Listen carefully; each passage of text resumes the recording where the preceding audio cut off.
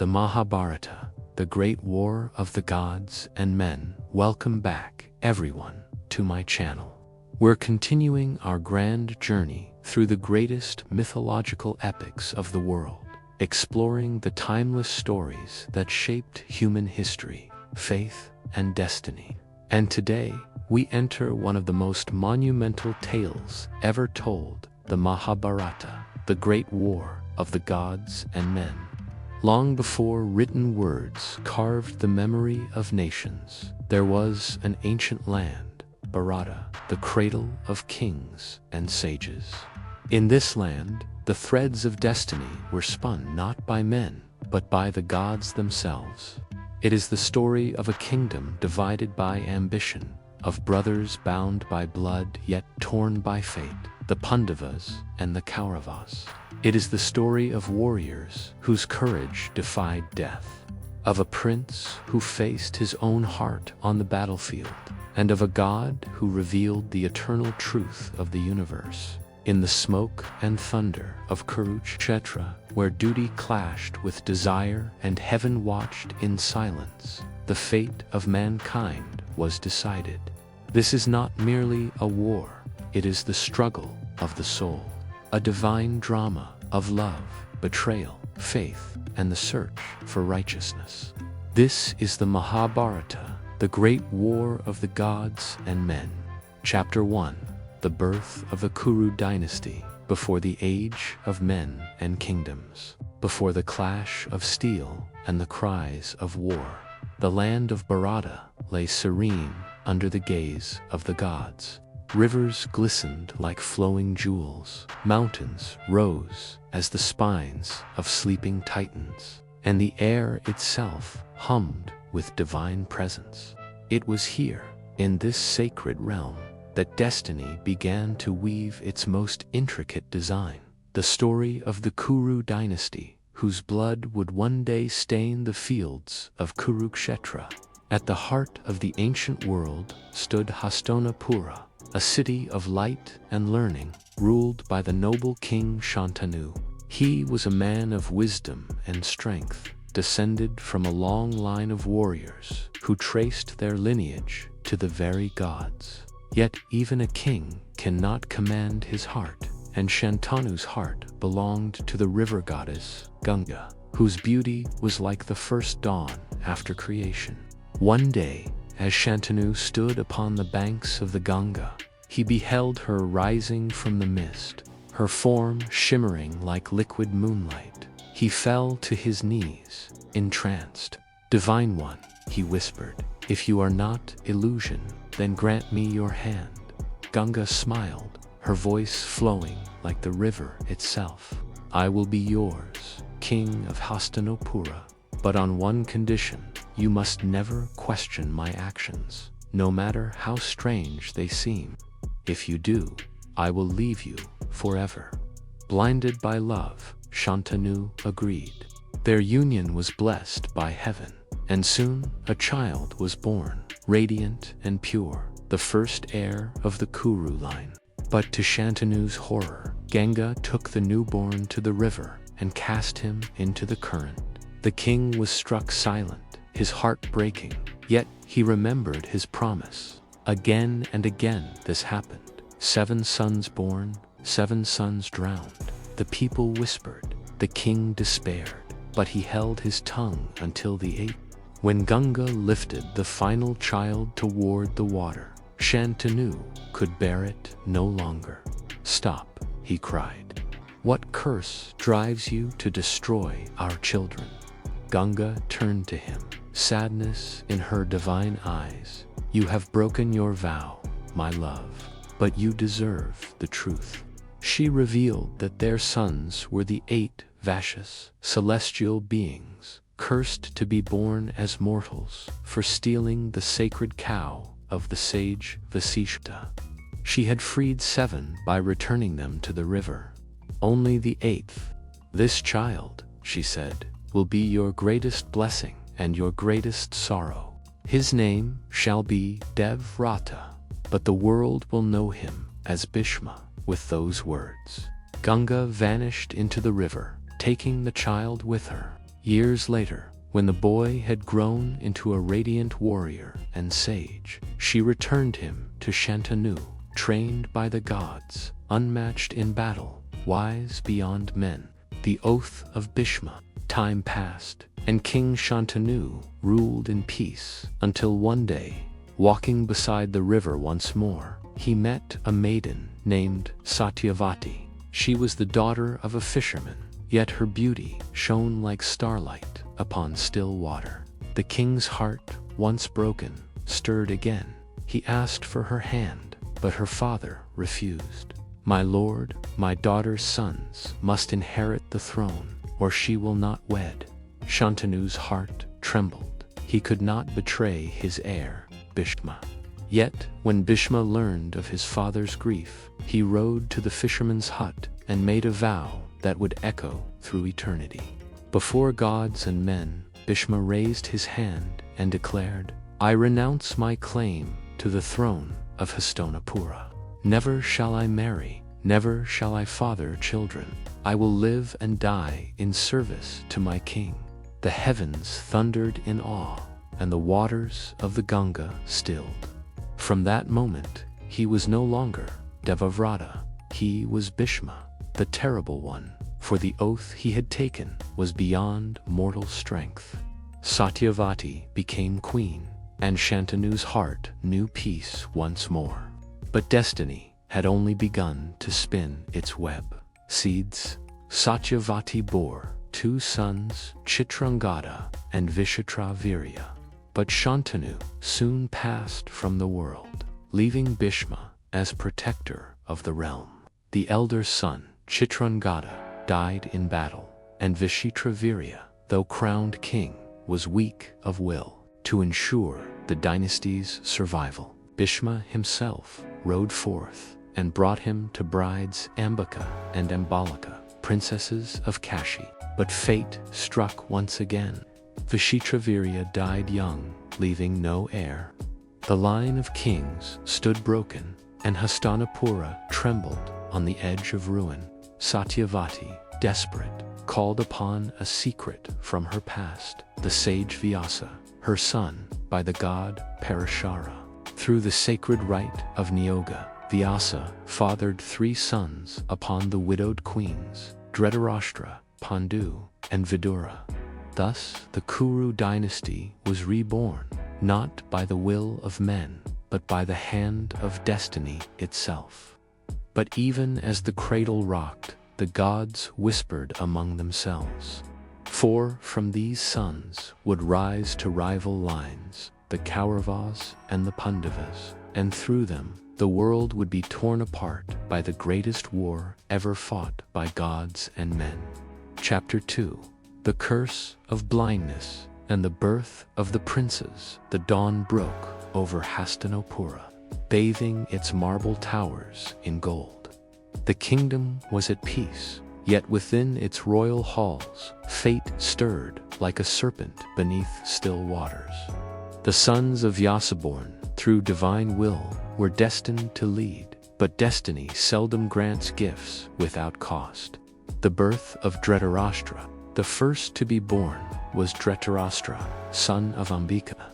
When Vyasa approached her, his appearance was fearsome, his hair matted, his eyes blazing like fire, his body radiating the power of ascetic penance. Terrified, Ambika shut her eyes in fright as he touched her hand. And so it was decreed, though her womb would bring forth a strong and mighty son, he would be born blind, for his mother had closed her eyes to the truth of what stood before her. When Dhritarashtra came into the world, his cry shook the palace. His body was strong as an elephant's, his presence commanding, but his eyes were sightless. Satyavati wept, for she knew that blindness was a curse for a king, a flaw that the gods would not forgive. Yet Bhishma, ever the pillar of duty, declared, "The will of the gods is not ours to question. Though he cannot see, he shall be guided by wisdom. He will not be denied his place among the sons of Kuru." But in the secret chambers of the palace, whispers began to rise. How can a blind man rule the kingdom of sight? The birth of Pandu. Next came Ambalika, trembling with dread. When Vyasa came before her, she turned pale with fear, but did not close her eyes. Thus was born Pandu, whose skin was the color of pale gold. His name meant the fair one. The sages declared that Pandu was blessed with sharp sight, quick thought, and a heart of valor. From his birth, Bhishma saw in him the strength that could steady the throne of Hastinapura. But fate, ever cruel, wove its threads with irony. The blind Dhritarashtra had the strength of a lion, and the fair Pandu had the heart of a sage. The third son, Vidura. When Satyavati asked Vyasa for a third child, one untouched by fear or sloth, sage chose a maiden servant to bear him. She, humble and pure, welcomed the divine presence with serenity. From her was born Vidura, wise and just, the embodiment of dharma. Though of humble birth, his wisdom was said to rival the gods. In the years to come, his words would be the conscience of the Kuru throne, the voice that truth itself chose to speak through. The brothers groaned as the princes grew. Their destinies began to show. Dhritarashtra, though blind, trained his body with the strength of 100 warriors. He could wrestle 10 men at once and hear the whisper of an arrow in flight. But his blindness often left him prey to doubt and rage, for he longed to see the world. He ruled only by touch. Pandu grew into a warrior of great renown. His arrows struck truer than any others, and his courage burned like the midday sun. The people loved him, and Bhishma saw in him the leader Hastinapura needed. Vidura, ever calm, studied the laws of kingship and justice. When disputes arose, it was he who resolved them, his words precise, his judgments fair. The crown divided. When the time came to choose a king, the elders gathered in solemn council. Bhishma spoke first. Dhritarashtra, though born blind, is the eldest by right, yet the burden of rule demands clear vision. Pandu, though younger, possesses the sight and steadiness a ruler requires. The court fell silent. Satyavati, veiled and aged, watched her sons with sorrow. Finally, the throne was given to Pandu, and Dhritarashtra stepped aside in bitterness and shame. Yet Pandu, ever humble, knelt before his brother and said, "You are the elder, my lord. Though I wear the crown, I will never forget that you are my strength and guide." Dhritarashtra said nothing, but in his heart, envy took root, an ember that would one day ignite a war. The curse of Pandu. As years passed, Pandu ruled wisely, expanding the kingdom and bringing glory to Hastinapura. But his fate turned when he led an expedition into the forest.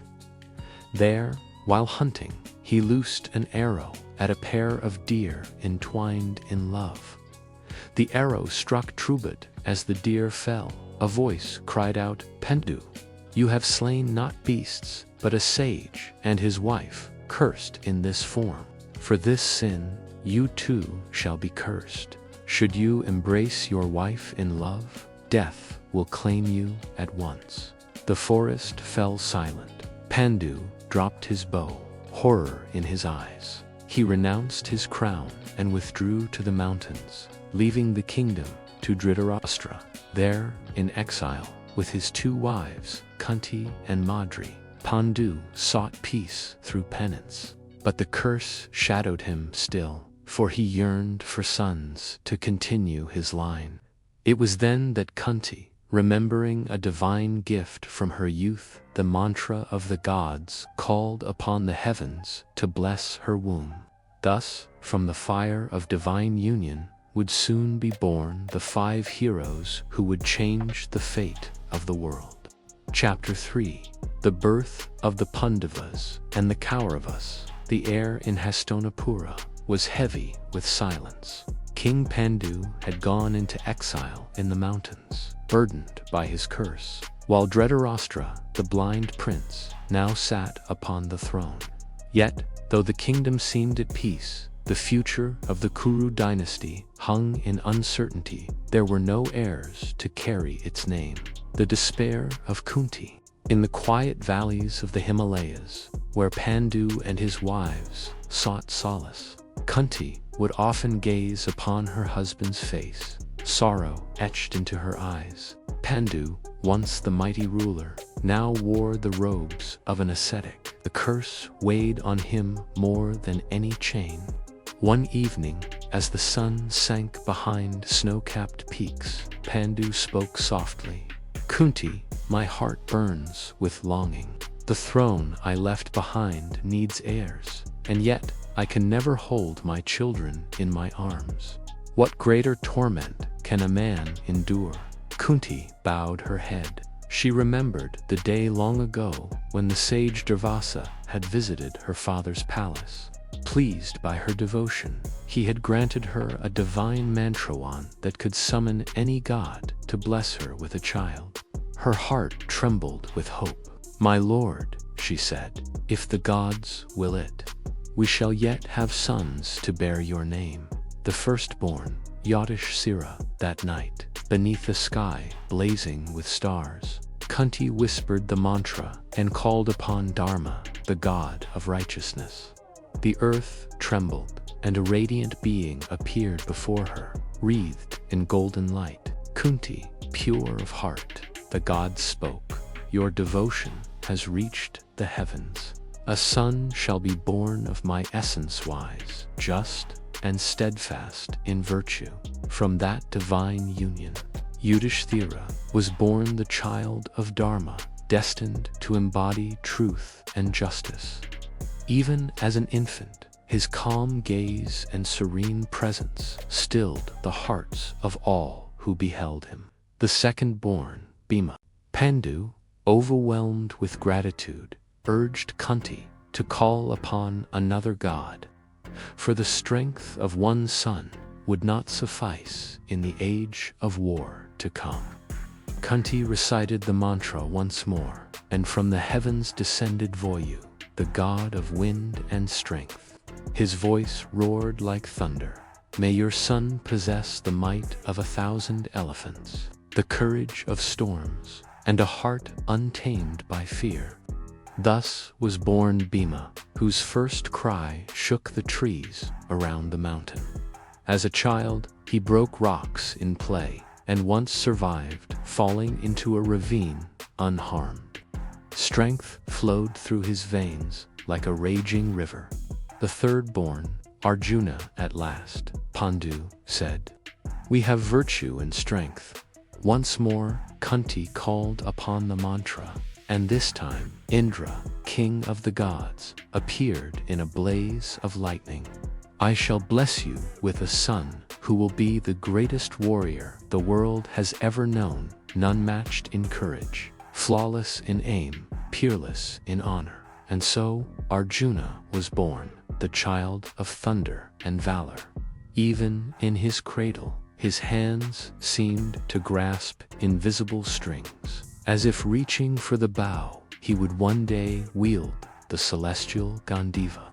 The twins, Nakula and Sahadeva, seeing the joy of Kunti and Pandu Madri, Pandu's second wife, felt both reverence and sorrow.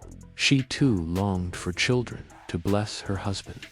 With Kunti's consent, she recited the divine mantra and called upon the twin gods, Ashvins, the celestial horsemen and healers. Twin sons were born to her, Nakula and Sahadeva, as sunrise, wise beyond their years. Nakula would grow to be the finest swordsman in the world, and Sahadeva, the seer among men, would possess knowledge that rivaled the sages. Thus were born the 5 Pandavas, children of the gods, destined to uphold righteousness and restore balance to the earth. The birth of the Kauravas, meanwhile, in Hastinapura, Dhritarashtra and his queen Gandhari also longed for children. Gandhari was known for her devotion and purity, and she had bound her eyes with cloth so that she might share her husband's darkness. After years of penance and prayer, the god Vyasa blessed her with a boon of motherhood. But when the time came, her pregnancy endured for 2 long years without birth. In despair, she struck her womb, and what emerged was not a child, but a mass of flesh, cold and lifeless. Vyasa came once more and spoke words of comfort. "Do not weep, Gandhari. From this mass shall arise 100 sons and 1 daughter, born from your essence." He divided the flesh into 100 jars filled with sacred oil, sealed them, and left them to grow. After 2 years, the jars opened, and from them emerged the Kauravas led by the eldest Duryodhana, whose cry at birth sounded like the roar of a jackal. The omens were dire. Horses neighed in terror, and wolves howled across the plains. The wise men warned, "This child will bring ruin upon your house. Cast him away before his shadow darkens the world."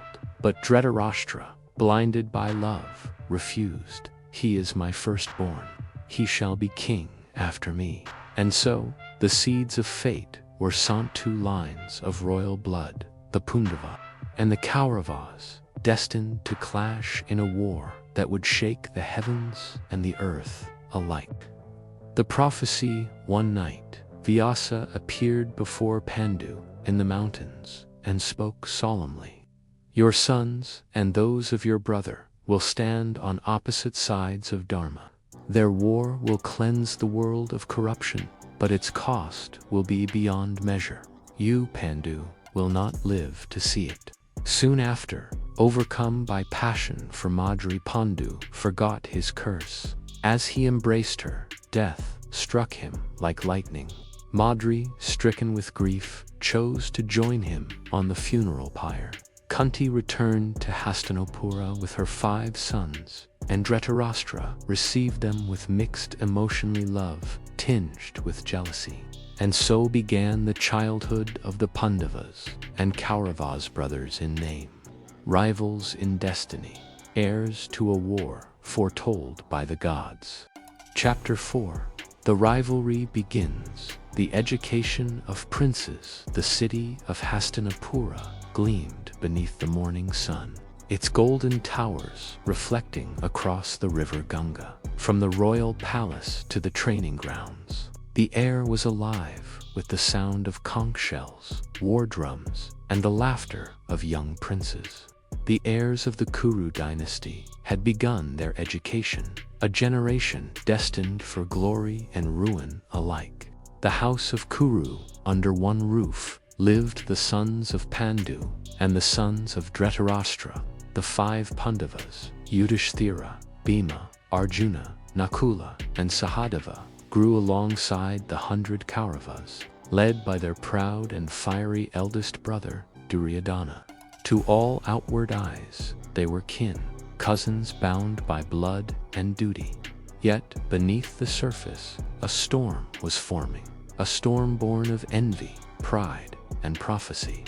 Yudhishthira, the eldest of the Pandavas, was gentle and wise, beloved by all who knew him. Bhima II towered over his peers with unmatched strength, a protector to his brothers and a terror to the Kauravas. Arjuna was quick as lightning, graceful, sharp, and fearless. Nakula and Sahadeva, the youngest, were twin reflections of loyalty and quiet brilliance. The Kauravas admired their cousins' virtues, but envied them deeply. Duryodhana's heart, though noble in moments, burned with resentment. His pride could not bear to see Yudhishthira win the affection of the elders, or Bhima's might outshine his own. And Arjuna, graceful, disciplined, favored by teachers and gods alike, stirred in him a hatred that would one day consume kingdoms. The arrival of Drona. When the time came for formal instruction, the royal court summoned the greatest warrior and sage of his age, Drona, son of the wise Bharadwaja, clad in simple robes yet carrying the aura of battle. Drona entered Hastinapura with a quiet authority that silenced even the most unruly prince. The boys bowed low before him. "From this day forth," said Drona, "you are no longer children of the court, but students of dharma and war. The path before you is long, and only discipline will lead you to glory." Drona's eyes lingered upon Arjuna, who bowed deeper than the rest, his expression calm and eager. Something in that boy's spirit, that perfect balance of humility and hunger, stirred the teacher's heart. "Arjuna," Drona whispered to himself, "you shall be the finest archer this world has ever known." The training of warriors from dawn till dusk, the princes trained mastering weapons, strategy, and the laws of war. The air rang with the clash of swords and the hiss of arrows. Bhima's blows could shatter boulders. Nakula's sword flashed like silver lightning. Sahadev's intellect made him a master of tactics. Yudhishthira studied the sacred code of kingship, while Arjuna devoted himself to the bow with a fervor that bordered on worship. Even as others rested, Arjuna trained in darkness, in rain, in silence. Once he saw his brother eating in the dark and realized that his hand found his mouth without sight. From that day, Arjuna practiced archery at night, learning to strike targets unseen. When Drona discovered his pupil's secret, he smiled. "Arjuna," he said, "from this moment forth, none shall equal you in skill." The seeds of jealousy, but Duryodhana's envy, festered. Bhima's might humiliated him time and again in sport and combat. Once, when Bhima mocked him openly, Duryodhana's pride snapped. With whispered counsel from his uncle Shakuni, the cunning prince of Gandhara, Duryodhana devised a plan. He invited Bhima to a feast beside the river, smiling as if in friendship. But the food and drink were laced with poison. When Bhima collapsed, Duryodhana ordered his men to cast him into the waters, bound with chains. For days Bhima sank beneath the currents, yet death would not claim him. The serpents of the Naga realm found him, their venom neutralizing the poison in his veins. They recognized him as a son of the wind god and restored his strength tenfold. When Bhima emerged from the river, alive and mightier than before, Duryodhana's fear grew darker than his envy. The test of skill, one day, Drona announced before the royal court. "Let there be a tournament, that all of Hastinapura may witness the prowess of its princes." The arena filled with nobles, priests, and soldiers. King Dhritarashtra listened from his throne, while the crowds cheered the young warriors. Bhima and Duryodhana clashed with maces, shaking the ground with each blow. Sparks flew as they fought, neither yielding a duel that foretold the battles of the future. Then came Arjuna, bow in hand, his eyes calm as the sea before a storm. The crowd fell silent. His arrows danced like beams of light, striking moving targets, splitting shafts in midair, and igniting flames upon command. Even the gods seemed to watch in wonder. But before the cheers could fade, another youth stepped forward, Karna. His armor gleamed like the sun, and his face bore a quiet pride. "If Arjuna is the greatest," Karna said, "then let him prove it against me." Drona frowned, for Karna was not of royal birth. The crowd murmured, uncertain. But Duryodhana, seizing his chance, rose and declared, "If lineage is the question, then I make him king. From this day, Karna shall rule Anga." The The two warriors faced each other, divine and mortal alike. Yet, as they prepared to fight, the setting sun ended the day's trials. Their duel remained unfinished, but their rivalry was born, one that would shape the fate of the world. The omen of the bow that night, Drona summoned Arjuna privately. From a hidden chest, he brought forth a divine weapon, the Brahmastra, born of cosmic fire. Arjuna, he said, this bow and its mantra shall answer only to the pure of heart. Guard it well, for in your hands rests the balance of heaven and earth. Arjuna knelt, awestruck. I will never use it in arrogance, master, only when dharma demands it. And so the destinies of teacher and student intertwined, as prophecy whispered through the corridors of time. Shadows in the court, in the darkness of the palace, Shakuni's words dripped into Duryodhana's mind like poison. The Pandavas steal your glory, my nephew. As long as they live, you will never be king. Duryodhana's jaw tightened. Then let them fall, not by battle, but by cunning. And thus began the long game of deceit, the war of hearts and minds that would one day erupt into blood and fire. Chapter 5. The House of Wax. The first betrayal. The princes of Hastinapura had grown into men. Their names whispered across the land. The Pandavas shone like the sun, virtuous, strong, and beloved by the people. Yudhishthira's wisdom made him a symbol of justice.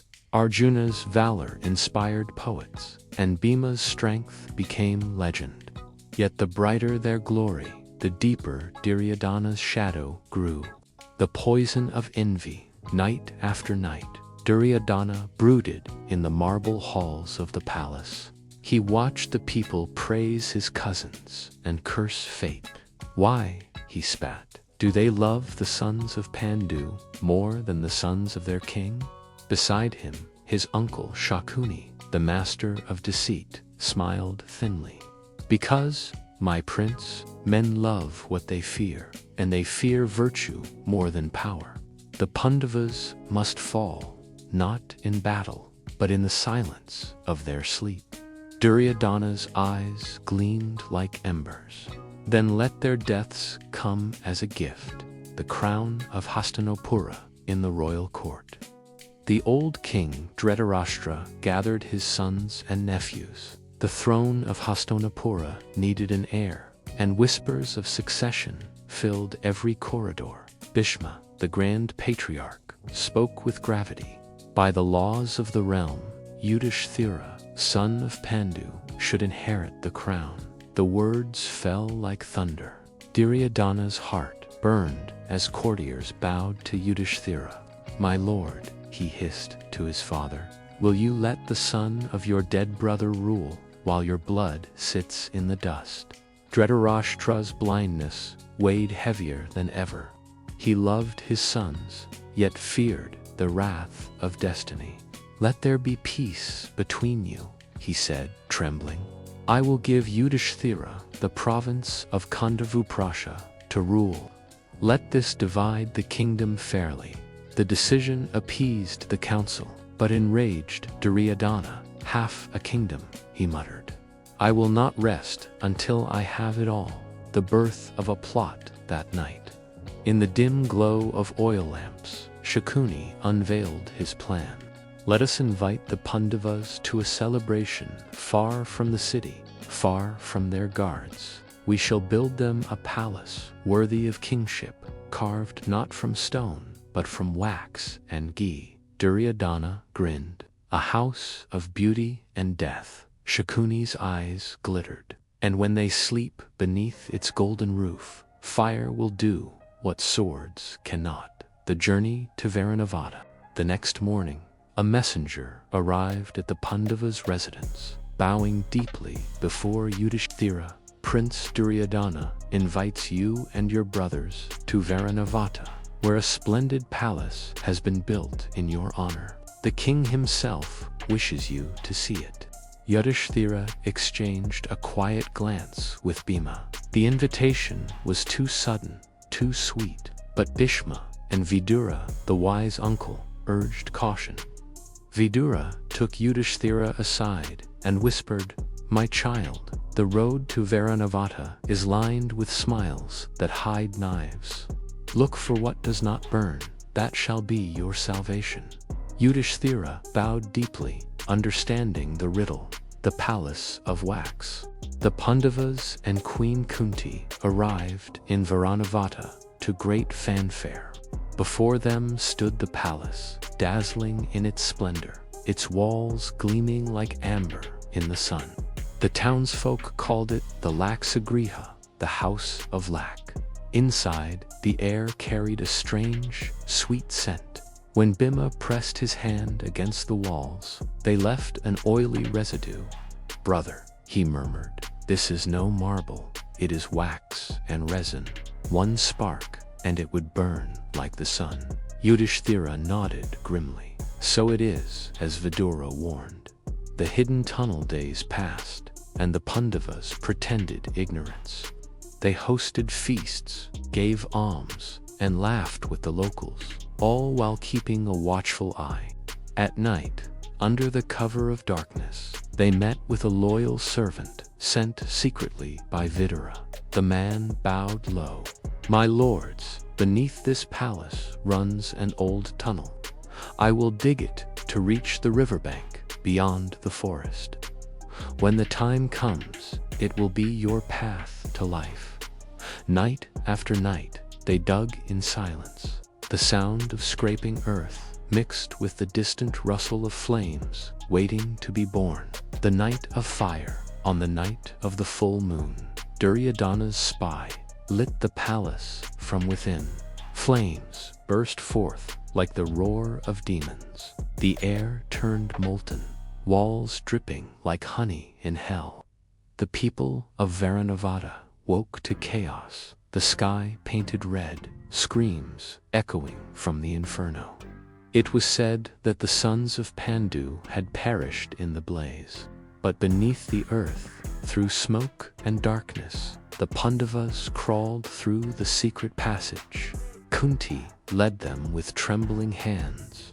Bhima carried the twins upon his shoulders, his strength undiminished. When they emerged by the riverbank, they turned to see their home consumed by fire. The air was thick with the smell of burning wax and fate. Kunti whispered, "The gods spared us, but now we are dead to the world." Yudhishthira's voice was low and steady. "Then let us stay dead until Dharma calls us to rise again." The forest exile, the Pandavas disappeared into the forests, dressed as commoners, their royal ornaments cast aside. Behind them, the kingdom mourned, and Duryodhana celebrated what he believed was victory. In the royal court, tears filled Dhritarashtra's blind eyes. "My sons are dead," he whispered. But somewhere deep within, Bhishma and Vidura remained silent, for they suspected that destiny had not yet spoken its last. And so the Pandavas walked into the wilderness, leaving behind a kingdom of deceit and ashes. But in the heart of exile, new allies awaited, and with them, the turning of fate. Chapter 6. The Hidden Years. The bride's trial of fire, the flames of the house of wax, had faded into smoke and rumor, but the world believed the Pandavas dead. In secret, however, they journeyed through forests and across rivers, leaving behind the ashes of their old lives. The fire that was meant to destroy them had instead purified them, binding their fates tighter than ever. Life in exile.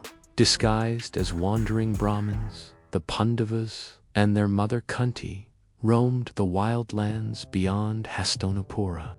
They begged for alms, slept beneath trees, and lived by the rhythm of the forest. At night, Yudhishthira spoke softly of patience and faith. Bhima hunted to feed them.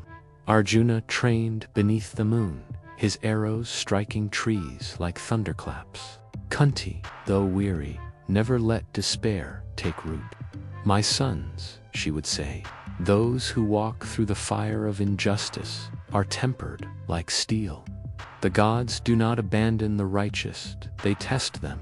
In the quiet of exile, destiny prepared to unveil its next design.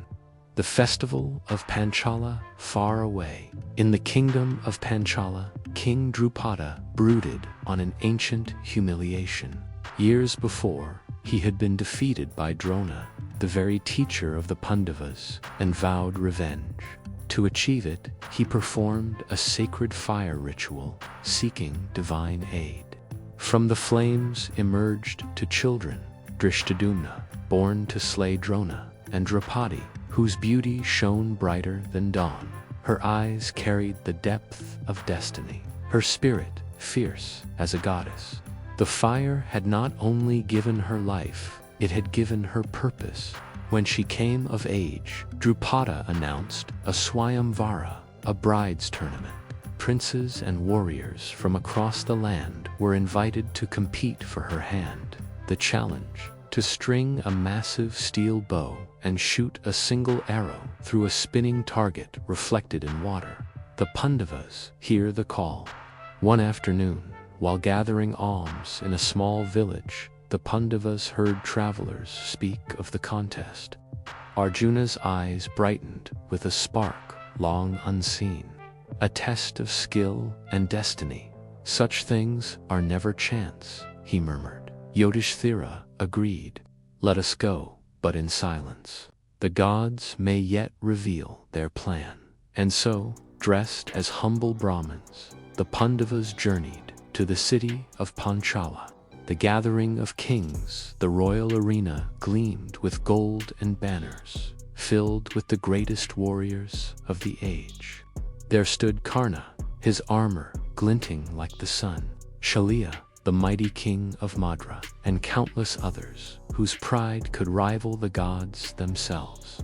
On the high platform, Draupadi sat beside her father, veiled yet radiant. Her eyes moved from warrior to warrior, searching not for power or wealth, but for something beyond the fire of truth that had birthed her.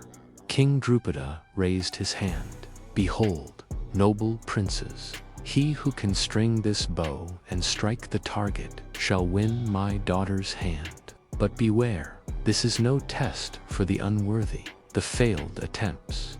One by one, the kings stepped forward. The bow, massive as a serpent and heavy as fate, defeated them all. Grunts, sweat, and pride filled the air. Even Karna, master of the bow, strode forward with calm defiance. But as he bent to string it, Draupadi's voice rang out, clear, fierce, and unwavering. I will not wed one who is not of royal birth.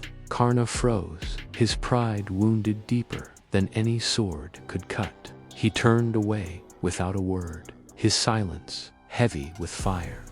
The Brahmins triumphed at last. When the hall grew still, a young Brahmin stepped forward, Arjuna in disguise. Laughter rippled through the crowd. A beggar dares where kings have failed, they jeered.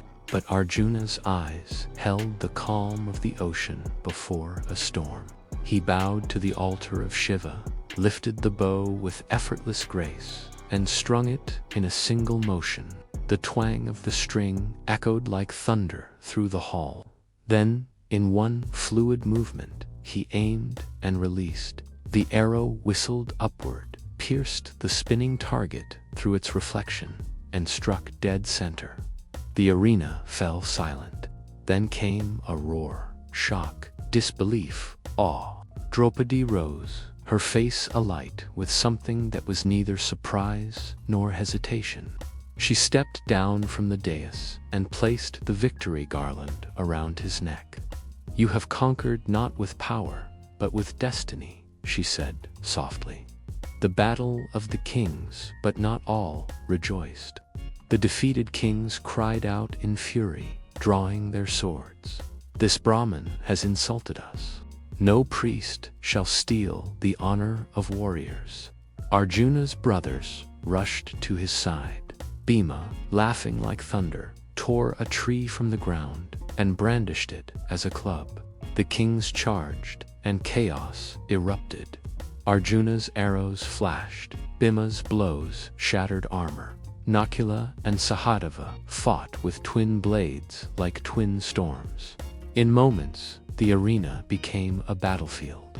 When the dust settled, the brothers slipped away, with Draupadi disappearing into the forest paths as the setting sun painted the sky crimson.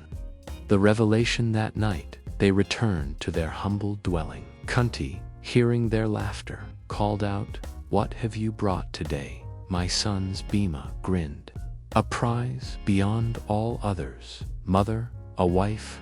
Without looking, Kunti replied, "Then share it equally among yourselves." As always, the words froze in the air. Silence fell. Kunti turned pale as she realized what she had said. But Yudhishthira, ever the wise one, bowed his head. Mother's word is sacred. It was not chance that she spoke, so it was fate. Draupadi, born of fire, met their eyes without fear. If this is destiny, then I shall not resist it. May I be to you all what dharma demands. Thus was sealed one of the strangest unions in legend. Draupadi, wife to the 5 Pandavas. The return of the living word soon reached Hastinapura that the sons of Pandu still lived, and that they had taken Draupadi, princess of Panchala, as bride. Dhritarashtra's heart swayed between relief and dread, while Duryodhana's rage flared anew. "They rise again and again," he snarled. "Then so must I strike again, harder than before." But the kingdom rejoiced, and King Drupada welcomed the Pandavas as his sons. The ashes of betrayal had become the embers of a new destiny, one that would soon blaze across the earth. Chapter 7. The Kingdom of Indraprastha. Rise of the Pandavas. The dust of exile had settled. The hidden sons of Pandu had returned from the wilderness, not as beggars, but as victors, crowned by destiny. The tale of the Brahmin who won Princess Draupadi had spread like wildfire, and soon the truth could no longer be hidden. The return to Hastinapura. When the news reached King Dhritarashtra, he trembled, torn between love for his nephews and fear for his own sons. The blind king remembered the whispers of fate, that the sons of Pandu were born to rule. But beside him stood Bhishma, the elder statesman, whose voice was both law and wisdom. "My king," he said, "rejoice, for the blood of Kuru yet flows strong. The Pandavas live, and the gods favor them. Let there be peace between your sons and theirs." And so, Dhritarashtra summoned the Pandavas back to Hastinapura, with words of honey, though his heart quivered with uncertainty. When they arrived, the city erupted in celebration. The people lined the streets, showering flowers upon the returning princes. Kunti wept tears of joy. Bhishma embraced them like a father long bereft. Even Duryodhana, though seething within, wore a smile sharp as a blade. "Welcome, cousins," he said softly. "How good it is to see you alive." But behind those words hid the fire of envy that would soon set kingdoms aflame. The division of the kingdom. To keep peace, or so it was claimed, Dhritarashtra proposed a division of the realm. The Pandavas were granted the barren wilderness of Kandavoprasha, a desolate land where no crops grew and serpents ruled the dust. Many mocked the decision. "What kingdom is that?" they laughed. "It is nothing but sand and bones." But Yudhishthira, the eldest of the Pandavas, merely bowed. "A ruler's worth is not in the land he receives, but in what he builds upon it." Thus, with patience and faith, the brothers journeyed to their new home, a land destined to become Indraprastha, the shining jewel of the earth. The birth of Indraprastha. The Pandavas set to work. Bhima cleared forests with his bare hands. Arjuna hunted and tamed the beasts. Nakula and Sahadeva tilled the soil and gathered craftsmen. But the forest was not unguarded. It belonged to Takshaka, the Serpent King, whose kind had long claimed the land. As they began to burn the woodlands to build their city, the skies darkened, and storms of fire and poison raged. The god Agni, Lord of Fire, appeared before Arjuna, his form blazing like the sun. "I hunger," said Agni, "but the forest is protected by Indra's rain. Only your arrows, born of divine flame, can aid me." Agni then gifted Arjuna a mighty bow, Gandiva forged by the gods themselves, and a chariot drawn by white horses that shone like lightning. With Bhima at his side and the god of fire behind him, Arjuna unleashed a storm of arrows. Flames devoured the forest, serpents fled in terror, and even Indra himself descended to halt the destruction, only to see his son standing against him. Arjuna spoke Indra from the clouds. "Your power rivals the heavens, but use it with wisdom. You are destined for greatness, not ruin." Thus, when the fire was sated, the forest gave birth to a city unlike any other.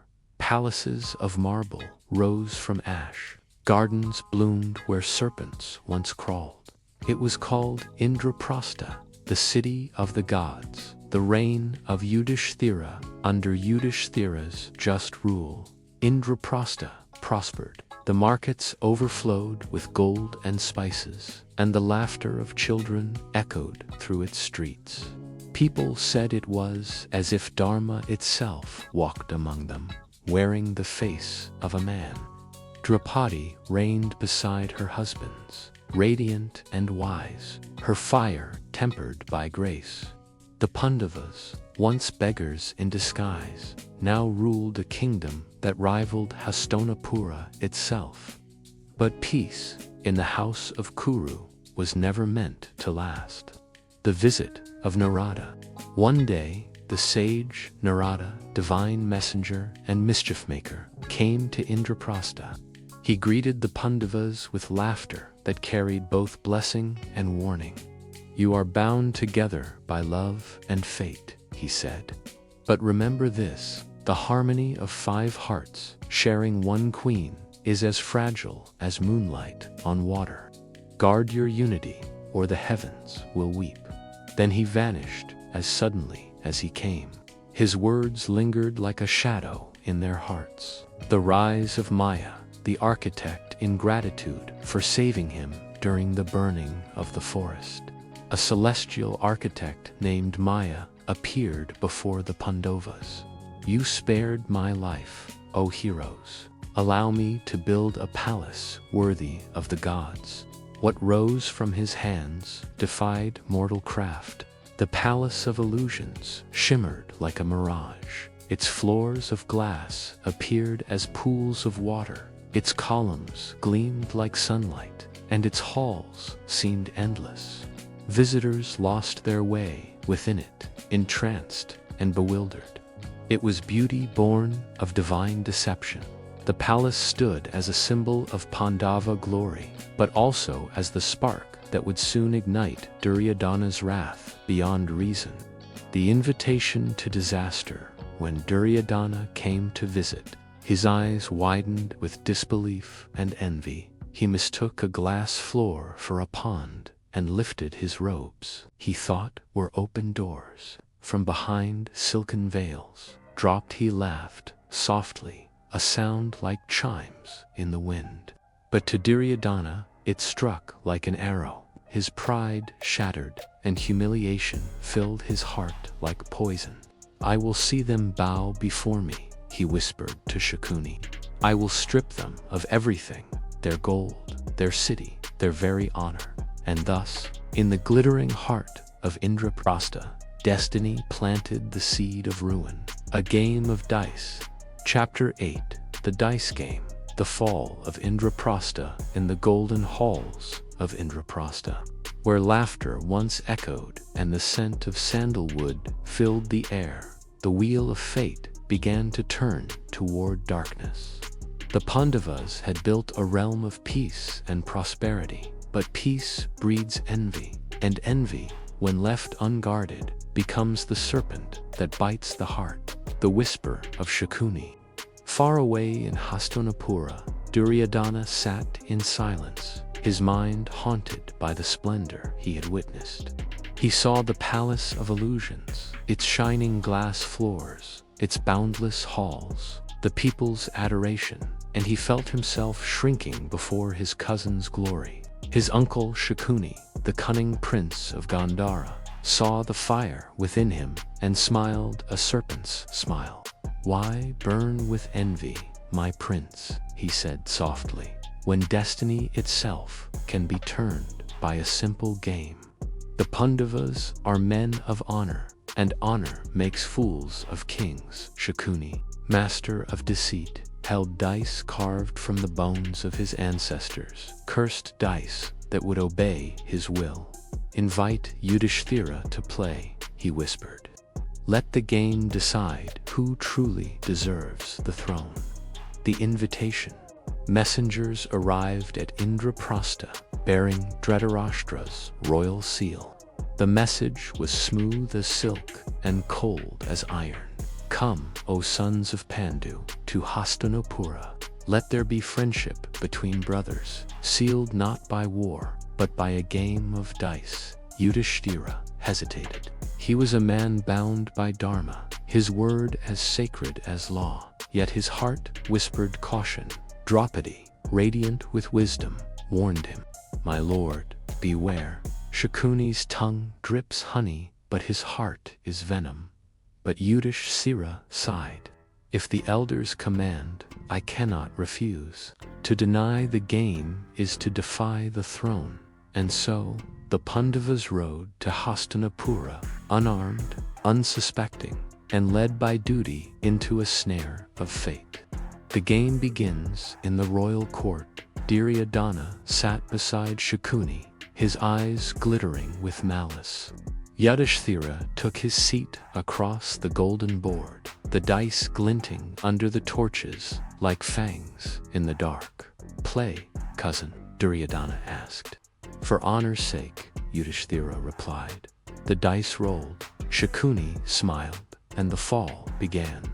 First went the gold, the jewels of Indraprastha, then the horses, the elephants, the armies. With each throw, Yudhishthira's fortune sank deeper, yet he could not stop. "I cannot retreat from a game I have begun," he murmured, sweat gathering on his brow. Shakuni's dice obeyed no laws of chance. They danced as he willed. Soon Yudhishthira wagered the very walls of his kingdom. Then his brothers Bhima, Arjuna, Nakula, Sahadeva, and lost them all. Each loss was a thunderclap. Draupadi's face paled, her heart pounding like drums of doom. And then, with madness creeping into his eyes, Yudhishthira spoke. "I have nothing left but myself, and my queen." A hush fell upon the hall. "Then stake her," whispered Shakuni. "The game must end with destiny." The dice rolled once more, and Draupadi, queen of Indraprastha, was lost. The humiliation of Draupadi. A roar of triumph echoed through the court. Duryodhana rose from his throne, his laughter ringing like metal on stone. "Fetch her," he commanded. "Bring the slave of the Kauravas before her masters." The hall trembled with outrage. Even the elders, Bhishma, Drona, and Vidura, bowed their heads in grief. But no one dared to defy the command. Dushasana, Duryodhana's brother, stormed into the Pandavas' chambers and dragged Draupadi by her hair into the court. Her cries cut through the air like lightning. "O elders of Kuru, O sons of virtue, shall a woman be treated so before the eyes of kings?" Bhima's hands clenched until blood ran down his palms. "By the gods," he swore, "if I live, I shall tear open Dushasana's chest and drink his blood." But Duryodhana only smirked and struck his thigh mockingly. "Come, lady," he sneered. "Sit upon your master's lap." The hall gasped. Even the gods in the heavens turned away. Draupadi raised her eyes to the sky. "O Krishna," she cried, "protector of the faithful, if ever I have been pure in heart, save me now." The miracle, as Dushasana reached to strip her sari, the impossible happened. The silk cloth unwound, but it never ended. Layer upon layer flowed endlessly, covering her in divine protection. The court stood in awe as the miracle unfolded, and Dushasana fell back, exhausted, defeated by the infinite grace of God. Draupadi stood tall, untouched, her faith unbroken. "You have taken my husbands, my crown, my home," she said, her voice steady. "But my honor belongs not to you, it belongs to the gods." The oath. The silence that followed was heavy as iron. Bhima's voice broke it like thunder. "Hear me, all of Kuru. Before this life ends, I shall kill Dushasana and wash my hair with his blood. And you, Duryodhana, I will crush your thigh where you dared invite her." The words burned into fate itself. Ashamed at the horror of what had occurred, Dhritarashtra finally spoke. "Forgive, my sons. I restore all that has been lost, your freedom, your kingdom, your honor." And though Draupadi and Yudhishthira accepted, the wound was deep, a scar that no peace could heal. The second game, but Duryodhana's pride was not sated. Again, Shakuni whispered. Again, the dice rolled. And this time, Yudhishthira lost not his gold, nor his brothers, nor his queen, but his freedom once more. The Pandavas were sentenced to 12 years of exile in the wilderness, and a 13th year in hiding, to return only if unseen. The court rejoiced in their fall. Yet, as they departed, Draupadi looked back once, her eyes burning with divine fire. "You have mocked justice, O sons of Dhritarashtra," she said. "But remember the gods watch, and when they rise, no mortal wall shall stand." The dice had been cast, and destiny's wheel was set. The forest awaited. The Age of Wrath. Chapter 9. The Exile. The years of trial and revelation. The sun rose blood-red over Hastinapura as the Pandavas departed. Behind them lay their kingdom, their palace of illusions, and the echo of laughter that had turned to curses. Ahead stretched a wilderness, vast and merciless, the stage upon which gods would test their souls. The departure. Clad in deerskin and rags, the sons of Pandu walked barefoot from their gates, their heads bowed not in shame, but in solemn acceptance. Draupadi followed behind them, her hair unbound, the mark of a queen wronged. The people wept openly as they passed. Even the winds seemed to mourn, whispering through the streets of Hastinapura like the sighs of the gods.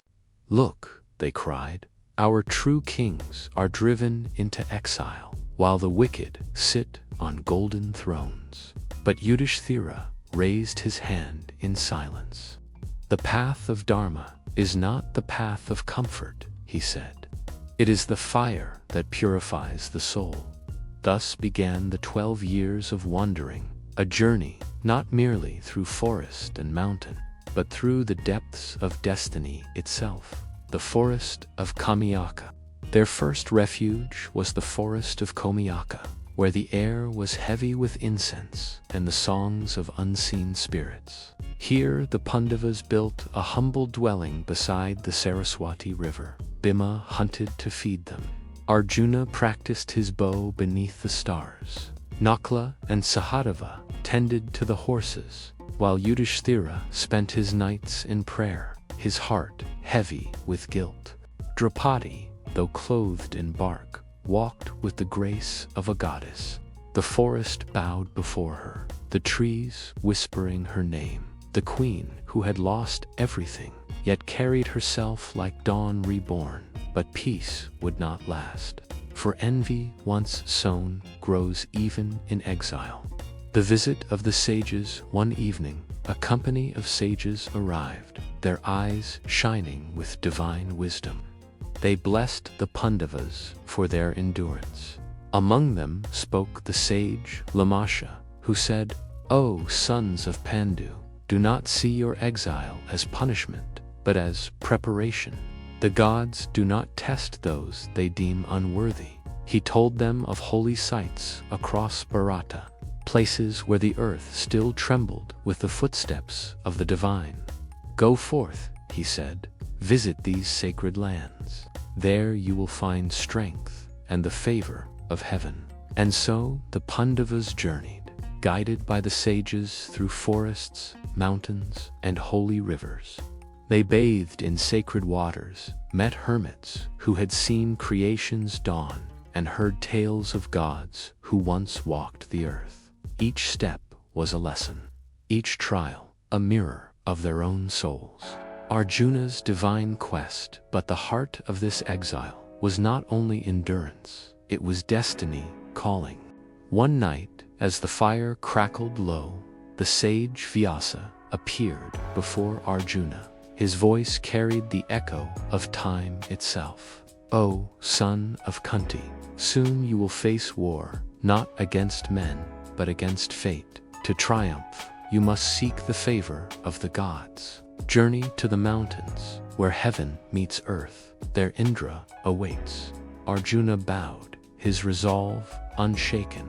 Leaving his brothers behind, he journeyed north, climbing through snow and storm until he reached the sacred Himalayas.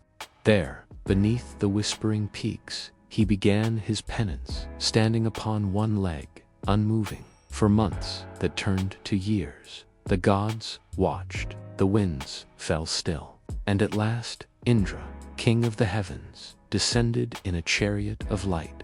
"My son," said Indra, "you have proven your worth. Come to my kingdom, and I shall arm you for the battles to come." The gift of the gods in Indra's realm, Arjuna was received with celestial honor. He learned the arts of divine warfare, the use of thunderbolts, flaming arrows, and weapons that could summon storms. He trained under the god himself, fighting demons that threatened the heavens. In those years, he grew not only in power, but in understanding, learning that true victory lay not in destruction, but in mastery of one's own heart. He also met Urvashi, the celestial maiden whose beauty was said to outshine the dawn. She desired him, but Arjuna refused, saying, "I honor you as I would my mother." Urvashi, angered by his virtue, cursed him. "Then be unfit for women. Live as one yourself for a time." But Indra smiled. "Her curse shall one day become your armor. When the 13th year comes, you shall hide in plain sight." The trials of Draupadi. Back in the forest, Draupadi faced her own trials. Wild kings and rishis came to test her resolve, some offering protection, others desiring her beauty. Yet she stood steadfast, her faith in Krishna unbroken. When danger rose, Krishna himself appeared, not as a god of thunder, but as a quiet protector, unseen by all but her heart. "Endure, O queen," he whispered, "the wheel turns. In time, justice will rise." Bhima and the demon king in another corner of the wilderness. Bhima faced trials of strength. When a mighty Rakshasa named Hidimba challenged him, Bhima fought with bare hands beneath the moon. The battle shook the forest, trees splintering beneath their fury. Bhima triumphed, but in that victory came love for Hidimba's sister, Hidimbi, who was pure of heart despite her lineage. From their union came a son, Ghatokacha, destined to one day change the tide of war. Yudhishthira's burden. Yet Yudhishthira, even surrounded by divine wonders, carried sorrow like a crown of thorns. One evening, as he prayed beside the river, he asked the sage Markandeya, "Tell me, O wise one, why do the righteous suffer while the wicked rule?" The sage replied, "Because the righteous are chosen for greater paths. The gods temper them in suffering, as gold is refined in fire. Do not curse the storm, for it shapes the mountain." These words became his anchor in the years of wandering.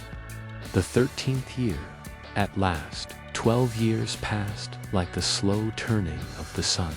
The forest whispered farewell as the Pandavas prepared for the final trial, a year to be spent in disguise, hidden from their enemies. "If we are discovered," said Arjuna, "we return to exile once more. Then we shall become shadows," answered Yudhishthira, "until destiny calls us to rise." They turned their faces toward the kingdom of Virata, hearts heavy but unbroken, stepping from the wilderness into the final act of patience before the storm. And as they vanished into the dust of the road, the heavens stirred, for soon the world would tremble beneath the drums of Kurukshetra. Chapter 10. The Year in Disguise. Shadows of the court of Virata. The 12th year of exile had ended like a long, weary dream. Now came the 13th, the final test decreed by fate. For one full year, the sons of Pandu must live hidden from the eyes of men, unseen by spies, unknown even to those who might offer help. If they were discovered, the curse would renew 12 more years in the wilderness, 12 more years of waiting while their enemies ruled. The decision gathered beneath a spreading banyan tree. The Pandavas and Draupadi took counsel. "We must vanish," said Yudhishthira, "not as kings, but as ghosts. Each of us will wear another's face, another name, another fate." Bhima frowned. "To hide from cowards is shame enough. To serve them, that is torment." Yudhishthira placed a hand upon his shoulder. "The tiger crouches before it leaps. This too is dharma, patience before justice." They chose their path to seek refuge in the kingdom of Virata, a prosperous land ruled by the noble king Virata and his wise queen Sudeshna. And so, casting off their true names like worn robes, the heroes of Indraprastha became wanderers once more. The masks of the Pandavas, Yudhishthira, master of virtue, took the guise of Kanka, a humble Brahmin and advisor, skilled in dice and philosophy. He would serve as counselor to King Virata himself, hiding wisdom beneath the mask of calm obedience. Bhima, mighty as 10,000 men, became Balava, a cook in the royal kitchens. But his strength could not be hidden. He would knead dough with his fists, carry oxen as though they were firewood, and serve dishes fit for gods. Arjuna, under the curse of Urvashi, took the form of Brihanala, a dance master, neither man nor woman, who would teach music and grace to the princess Atara. His bow slept beneath disguise, but his heart burned with purpose. Nakala, the handsome twin, became Granthika, keeper of the royal stables.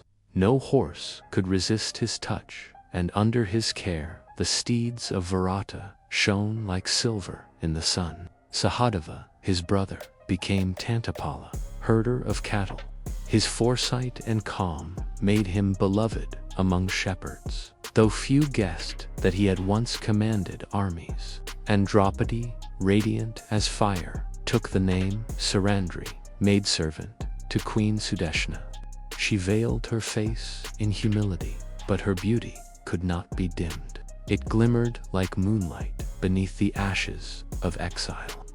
Life in Virata's court. Months passed in uneasy peace.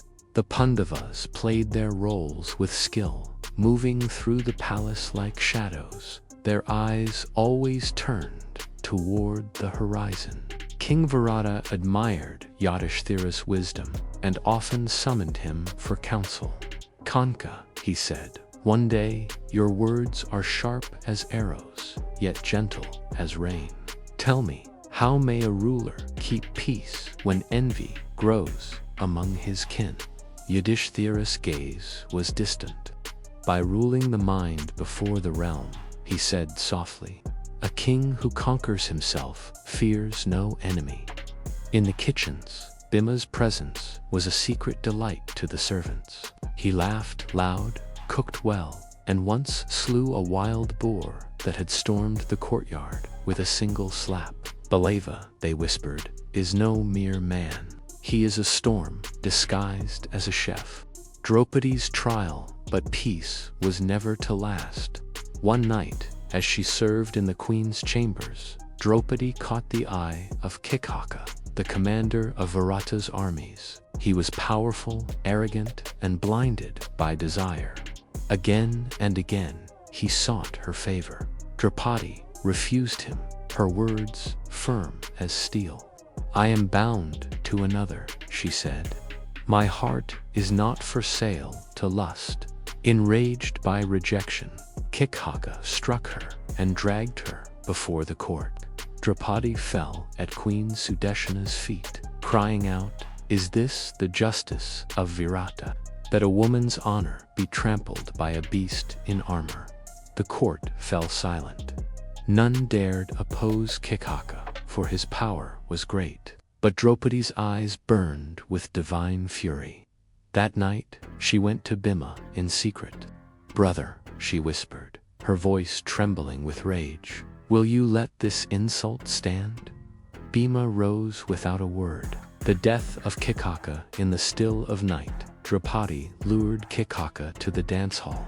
"Come," she said, "and I shall be yours." But in the shadows waited Bhima, the lion of the Pandavas. When Kikhaka entered, Bhima struck like thunder.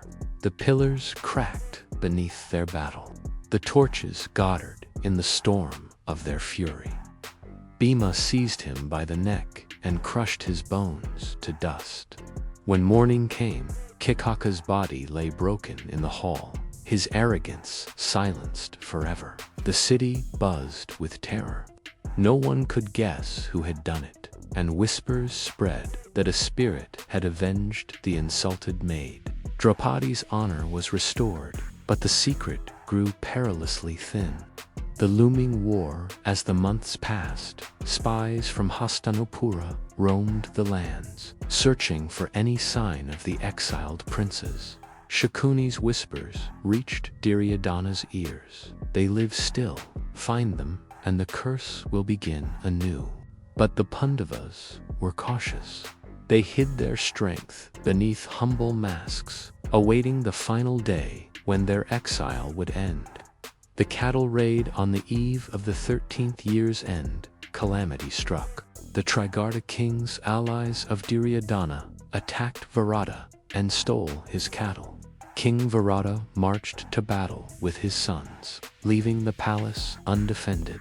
In the absence of warriors, Duryodhana saw his chance. He sent a secret army to strike Virata's city, certain the gods had delivered the hidden Pandavas into his hands. But fate had other plans. Arjuna reveals himself when the enemy stormed the gates. Princess Uttara trembled. "Who will protect us?" she cried. Then Brianala, her dance teacher, smiled. "Fear not, princess. Today I shall show you a different dance, the dance of war." He led her to the stables, where he revealed the great chariot of Arjuna, long hidden beneath straw. From within, he drew forth the divine bow Gandiva, its string humming like thunder reborn. As he strung it, the sky darkened. Lightning flashed across the plains, and the soldiers of Hastinapura froze in dread. "Behold me," he said, casting aside his disguise. "I am Arjuna, son of Indra, warrior of Pandu, and your doom has come." The battle that followed was a storm of glory. Arjuna's arrows blazed like fire, splitting the heavens. No man could stand before him. By sunset, the enemy was broken, and Virata's city stood free. The revelation: when King Virata returned victorious, he heard the tale and bowed before Arjuna and his brothers, now revealed in their true forms. "Forgive me," he said. "I sheltered gods and knew it not." Yudhishthira smiled gently. "We are but men, king of Matsya. But the gods stand with those who walk in truth." The exile was ended. The 13th year had passed. And far away in Hastinapura, the drums of war began to sound, slow, deep, and inevitable. The age of peace was over. The age of vengeance had begun. Chapter 11: The Gathering of Armies. The call to Kurukshetra, the 13th year, had ended, and the vow was fulfilled. The Pandavas stood free at last, no longer wanderers but warriors reborn. Yet peace did not return to their hearts, for the world had changed while they hid. In Hastinapura, envy had festered, and Duryodhana's pride had grown like a serpent feeding on darkness. The return of the exiles: when the brothers came forth from Virata's court, the land rejoiced. Messengers raced across kingdoms to bear the tidings. The sons of Pandu have returned. Kings and sages came forth to greet them, offering gifts and oaths. But among the celebrations, there was a silent storm. Yudhishthira spoke softly to his brothers. "Now we must reclaim what is ours, not through blood, if peace may be found, but through justice. Let reason rule before the sword is drawn." Yet, even as he spoke, Bhima's eyes burned with fury. Peace with jackals. "I have waited 13 years for the taste of their blood." And Arjuna said, "Let us first speak, for a true warrior strikes only when dharma commands it. But if Duryodhana's heart remains black, then the fire of Kurukshetra will cleanse the world." Krishna's counsel in that hour of decision. Krishna of Dwarka, Lord of wisdom and might, came to their camp. When Yudhishthira bowed before him, Krishna said, "The wheel of time turns. O son of Dharma, the age of peace has faded. You must choose now. Will you seek the road of reason or the road of war?" Yudhishthira replied, "If peace can be bought without dishonor, I will pay the price. But if tyranny demands our silence, then I will fight, even against my kin." Krishna smiled, though sorrow darkened his gaze. "So be it. I shall go to Hastinapura as your envoy. Let the Kauravas show their hearts before the world." The embassy of Krishna. Krishna journeyed to the court of Dhritarashtra, the blind king, father of Duryodhana. The hall of the Kauravas gleamed with gold, but its splendor could not hide the rot of pride that filled it. Before the assembled princes, Krishna spoke, "I come not with threats, but with truth. Restore to the Pandavas their rightful share, 5 villages only, and let peace reign over Bharata." Duryodhana rose, his laughter sharp as steel. 5 villages. They shall have nothing, not even the dust where they stand. A murmur swept the court, but Duryodhana's defiance burned bright. He turned to his father. "If they want their kingdom, let them take it by war. I fear no man born of woman, not even Krishna himself." Krishna's eyes shone like lightning. "You speak of courage, but your heart is chained by arrogance. You call this war your right, but it will become your doom. Remember these words, son of Dhritarashtra, your pride shall drown the world in blood." With that, he departed, leaving behind silence, darker than night. The call to arms. When Krishna returned to the Pandavas, his face was grave. "The die is cast. Duryodhana has chosen the path of ruin. Then Bhima cried out, at last, let the earth drink deep of their deceit. Arjuna stood beside Krishna, then summoned the kings. Let every realm choose its side. The fate of the world shall be decided at Kurukshetra. And so the call went forth like a thunderclap across Bharatavarsha. From the icy peaks of the Himalayas to the burning shores of the southern seas, drums echoed, calling warriors, chariots, and banners to rise. Kings and allegiances, the land divided like a river breaking into two streams.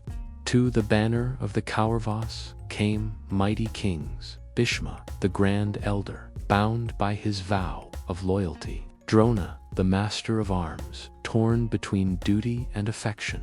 Karna, son of the sun, loyal to Duryodhana unto death. Shakuni, the schemer, whispering poison into every ear. And to the Pandavas came noble allies, Drupada, father of Drupadi, his heart burning for vengeance. Virata, their protector through exile. Satyaki, the lion-hearted warrior of Dwarka. The sons of the gods, and countless princes who loved justice more than life. Even the mighty Krishna himself was sought by both sides. Duryodhana came to him first, seeking his aid. When Krishna awoke, both he and Arjuna stood before him, Duryodhana at his head, Arjuna at his feet. Krishna smiled. One of you shall have my armies. The other shall have me alone, unarmed. Choose. Duryodhana, proud and blind, cried, I choose your armies, Lord. Arjuna bowed and said softly, then I choose you, Krishna. And Krishna replied, you have chosen rightly. Though unarmed, I shall be your charioteer, and where I stand, victory shall follow. The march to Kurukshetra, the earth trembled beneath the tread of countless armies. The banners of gods and men filled the horizon, red for Bhima, white for Arjuna, black for Karna, golden for Bhishma. Trumpets sounded like the cries of creation itself. The air was thick with dust and prayer. As the warriors of the world gathered upon the plains of Kurukshetra, the field of dharma, where truth and destruction would meet. Yudhishthira looked upon the rising sun and whispered, let this war cleanse the world of lies. And Krishna answered, the wheel of destiny turns, O king. From this moment, none shall escape what must be. Chapter 12, the Bhagavad Gita, the Song of the Soul. The dawn of war rose crimson over Kurukshetra, the sacred plain where gods themselves held their breath. 1,000 conch shells shattered the silence of morning, each blast calling men to fate. The armies of the Pandavas and Kauravas faced one another, two oceans of steel and flame stretching beyond sight. Between them, upon a golden chariot drawn by white horses, stood Arjuna, the greatest archer of men, and his charioteer, Krishna, Lord of Dwarka, avatar of the divine. The banners fluttered, the drums fell silent. Arjuna's eyes swept the field, and his heart trembled. The warrior's doubt. Across the lines, he saw not faceless enemies, but his kin, teachers, who had once guided him, cousins who had grown beside him, elders who had blessed him. There was Bhishma, his grandsire, standing tall like a mountain. Drona, his beloved master, steady as the wind. And among them, his own brothers by blood and fate. Arjuna's bow Gandiva slipped from his grasp. His breath faltered. Krishna, he whispered, how can I fight them? They are my family, my elders, my friends. To kill them for a kingdom, what glory is that? Better that I lay down my arms and be slain unarmed than become the murderer of my own blood. He sank to his knees, sorrow clouding his warrior's heart. Krishna speaks. Krishna looked upon him with eyes that held the weight of eternity. His voice, calm and boundless, broke through the despair like light through fog. Arjuna, he said, your sorrow is born of illusion. You speak words of wisdom, yet you grieve for those who need not be grieved. The wise mourn neither the living nor the dead. Arjuna looked up, tears burning his cheeks. But how can I not grieve when death awaits them by my hand? Krishna smiled gently. Have you forgotten, Arjuna, that the soul is eternal? It is neither born nor does it die. Weapons cannot cut it, fire cannot burn it, water cannot drown it, nor wind can wither it. The body is but a garment. When it is worn out, the soul puts on another. You mourn the change of clothes. Arjuna's heart wavered. Yet duty binds me, Lord. How can I act without destroying what I love? Krishna's voice grew deeper, like thunder rolling over still waters. You are a warrior, born to uphold dharma, the sacred law of truth and justice. To refuse this battle is to deny your purpose. Act, but act without attachment to the fruits of action. Perform your duty, and let the outcome rest with me. The path of action, the wind stirred the dust of the battlefield as Krishna continued. There are 3 paths, Arjuna, the path of knowledge, for those who seek truth through wisdom, the path of devotion, for those who surrender to the divine in love, and the path of action, for those who serve through righteous deeds. You, O warrior, are called to the third, to act with discipline, to strike, not from anger or desire, but from duty and faith. When you act without seeking reward, your soul is free. Arjuna lifted his gaze, his doubt slowly fading. Yet how shall I act without hatred when the enemy stands before me? Krishna answered, see beyond the flesh. I dwell in every being, hidden yet eternal. To fight for justice is not to hate. It is to restore balance to the world. You are not the doer. You are the instrument of the divine will. The vision of the cosmic form as Krishna spoke, his divine presence began to unfold. The air shimmered, the earth quaked, the sun dimmed. Arjuna, trembling, said, if you deem me worthy, O Lord, show me your true form, that I may see the reality beyond illusion. Then Krishna smiled, and the veil of mortality fell away. He expanded beyond time and space, his form vast as the cosmos.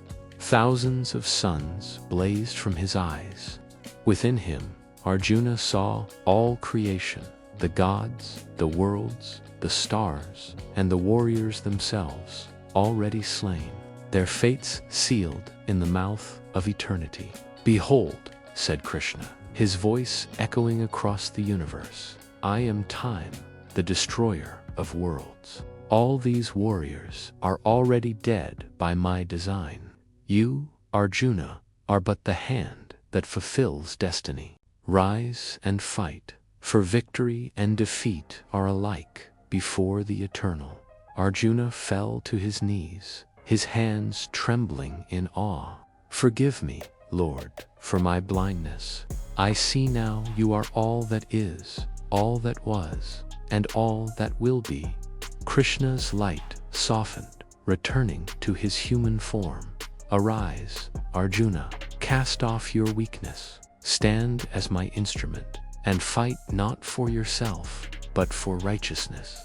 In surrendering your will, you shall find freedom. In serving truth, you shall find me. The awakening Arjuna rose. His doubt burned away like mist before the morning sun.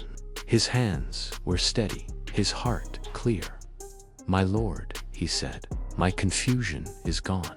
My faith is restored. I will do as you command.